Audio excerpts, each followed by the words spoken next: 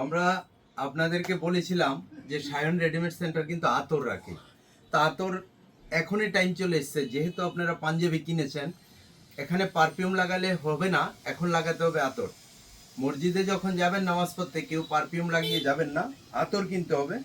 তো আতর কিনতে হলে আমাদের কাছে একটা আইটেম রয়েছিল, গিফট আইটেম, বোতল। মনে আছে তো আপনার? আজকের দিনও কাউকে একটা পাঞ্জাবি গিফট দিবেন, তার থেকেও বেশি খুশি হবে যদি এটা ভর্তি করে আপনি এটা গিফট বক্স আছে, আমরা পুড়িয়ে দিয়ে দেবো আপনাকে। আপনি এই বোতলটা কিনতে হবে আলাদা। তারপরে আমরা আতর যেটা রয়েছে, দেখেন আতর ভ্যারাইটি রয়েছে।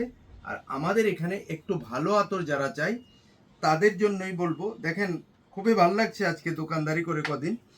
আগরতলা থেকে শুধু আতর নিতে এসছে সায়ন রেডিমেড সেন্টারে। অত্যন্ত ভালো লাগলো এটাই, যে আপনার মনে হচ্ছিল যে আপনার কোয়ালিটি ভালো হবে, তার জন্যই আসা। দেখে ওরাও খুশি হলো যে হ্যাঁ, না সত্যিই ভালো নিলাম।